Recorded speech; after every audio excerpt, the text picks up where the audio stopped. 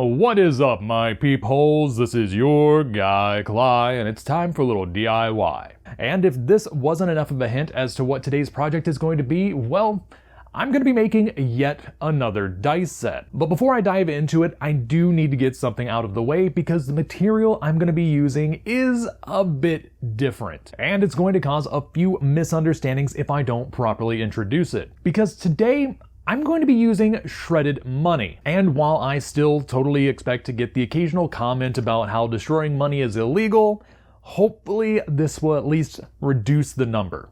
Because the shredded money I'm using today is a special case. What I'm using today is money that was actually shredded by the US government. This is the ultimate fate of all dollar bills that get too worn out to return to circulation. The government rounds them up, shreds them, and then will either recycle them or resell them for pennies on the dollar. And that's actually quite the improvement of what they used to do, because previously they were just shoving the stuff into landfills. And you've got to admit, becoming a dice set is much better than sharing the fate of E.T. for the Atari 2600. Of course, the legality of this isn't the only advantage. There's also the fact that this bag contains what they claim to be $500 or more worth of shredded money, and I only paid $8. And something tells me they didn't reach that number by using either an old $500 bill or a few Benjamins. There's no way I could get this much material out of shredding just 8 $1 bills, so this is going to go a heck of a lot further. With that out of the way, let's go ahead and talk about the other materials I'm going to be using for this project. So everything you see here is pretty much what I'm going to be using to make the dice. The only thing I'm not showing you are my polishing materials, because I have a whole standalone video planned for that. Also, you've probably noticed that I have changed resins from last time. Instead of using Envirotex Light Poron, I am using Alumilite Amazing Clear Cast Resin, and I have to say the difference is night and day. The Envirotex Light is fine for opaque dice, but due to the fact that it yellows so much, I want to avoid using it for anything where I need high clarity. And heck, I noticed during testing that this stuff is much clearer than the Envirotex Light, even without taking into account the yellowing factor, so it works all around. Even better, it's just about the same price per ounce as the other stuff, which means it's great for starting off in dice making. Anyway, let's get all of this cleared off and get to work. First off, let's go ahead and get this resin mixed.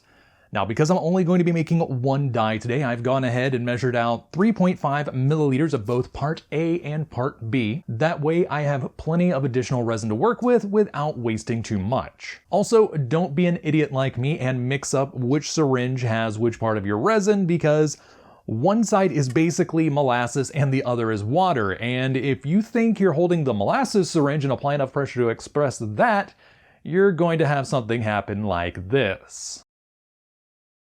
So you've already seen part B come out of the syringe at high pressure, so let's do that straight down this time. And here's part A. Now, like I said, this is a different viscosity. It's basically molasses. It takes a lot of pressure, and this is the syringe I thought I had. And because of the fact that there are two different viscosities, you will want to be very careful and make sure you mix this thoroughly. And I'll be back after I've done that.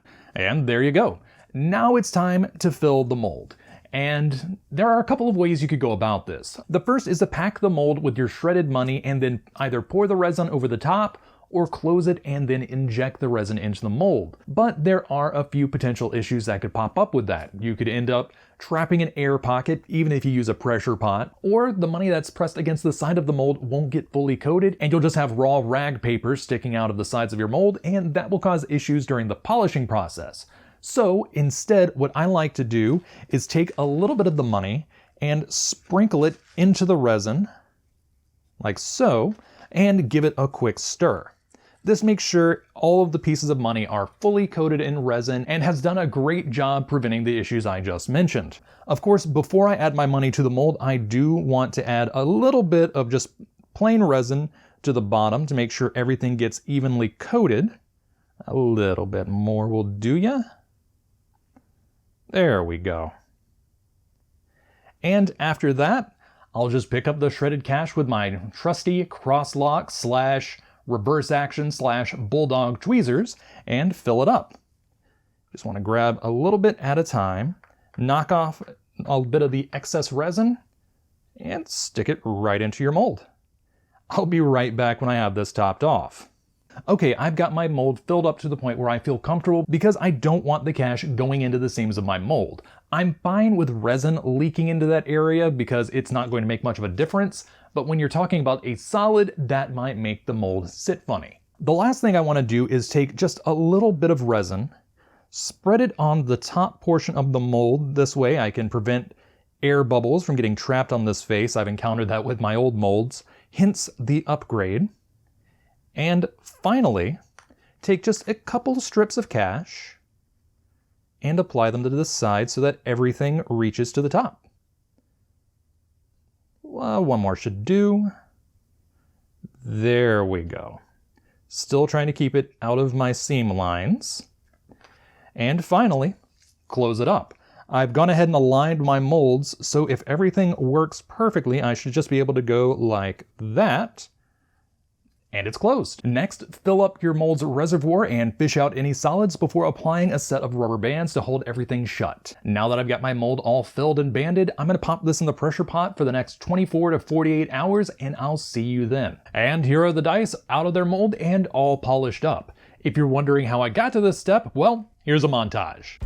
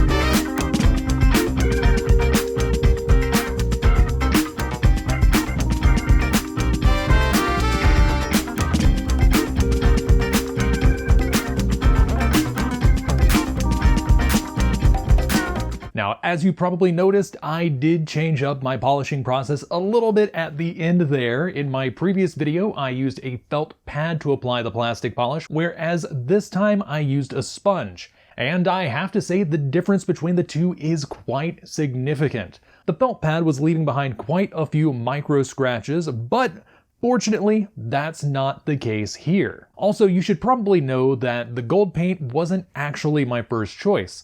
Originally, I wanted to use a metallic green paint that more simulated the color of the ink used on the money, and while I still love the look of it, it's not exactly easy to read, so gold was my second choice, and it is a logical choice in color simply due to the fact that American currency used to be backed by a gold standard, and I am a sucker for theming. And of course, it also implies value. Also, this dye was not only made with the Envirotech light resin, but also polished with the felt pad. And the difference here is night and day. I think I made the right choice when it came to the changes in this process.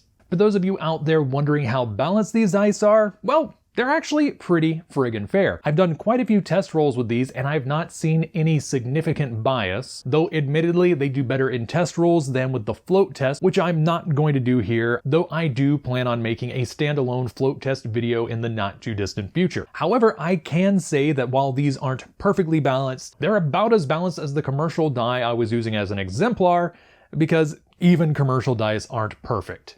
Well, that pretty much covers it, so all I really have left to do is to add these dice to my jar alongside my pumpkin spice dice from last time.